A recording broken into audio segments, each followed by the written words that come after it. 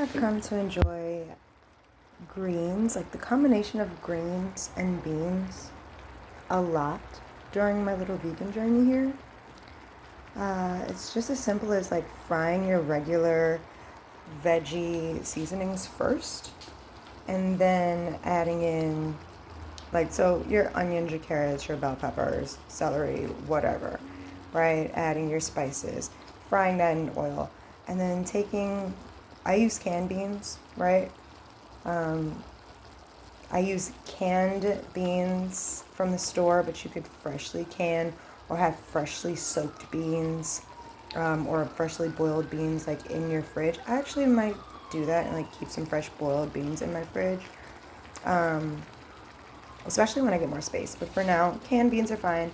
And then you just like put them in there and then you fry them like with your spices. You just give them a good mush. And like you let them get all nice and creamy and mashed up. And then that acts as like almost a thickener. Look at how beautiful this color is. Look how beautiful the color of all this is. This beautiful vibrant green of the collard greens. This is some Napa cabbage. And then you have carrots and the red from the red beans. There's also red bell pepper in here and onion and garlic. And that's really it. And then everything else is spices. I use a blend of taco and fajita seasoning because I like that as a seasonal. And then some all-purpose seasonal. I use the taco seasoning as a seasonal, and then I also use like a different type of regular everything seasoning. But you can use whatever you want.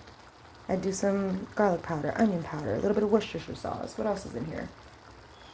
Some sea salt, some turmeric, some black pepper. All that's in here. And also some fresh herbs. There's some fresh basil in here because I got a bunch of it. And some fresh thyme because I got a bunch of that too.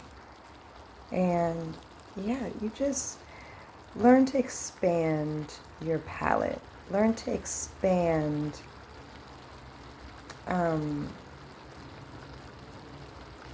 like what you use in your everyday cooking and enjoy it.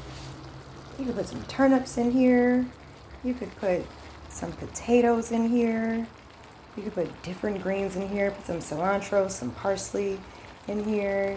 Oh, there's ginger powder in here. You can put some fresh ginger in here. There's a million different things that you can do to your food. Just slight different tweaks and seasonings. You could add extra vegetables in here, right? You could take some vegetables out of here, right? You could do just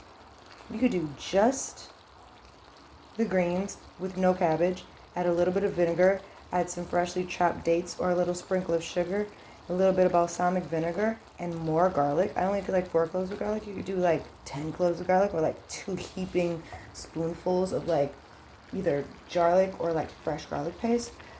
Totally different thing. But leave the beans and leave everything else, even the taco seasoning and all that, because taco seasoning doesn't make things taste like tacos.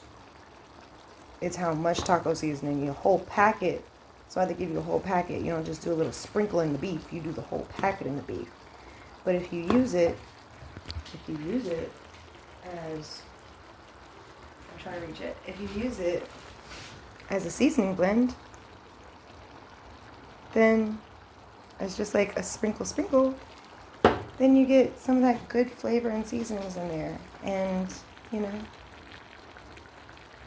it's just a different way to use something. So this is really done. Turning off the fire. And this is done. I'm gonna eat this with some rice. I'm about to sear up some zucchini real quick as a side, like to go next to this. And I'm gonna heat up some rice. And I might eat it with some fresh veggies, like some fresh tomato and cucumbers or something, or some lettuce. Make a lettuce cup or eat it with some tortillas.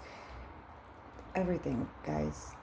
Put quinoa in this. If you like toast your quinoa first with your like veggie seasonings, like your onions and carrots and stuff, you toast the veggies first and then you pour the water in it, right?